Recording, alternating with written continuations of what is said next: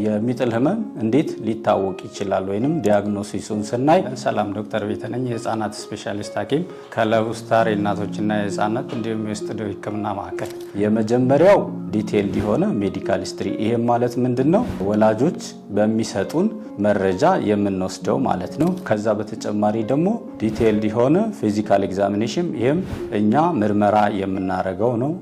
ሁለተኛው ይሄ ነው። ሶስተኛው ደግሞ ኢሜጂንግ የምንላቸው አለ።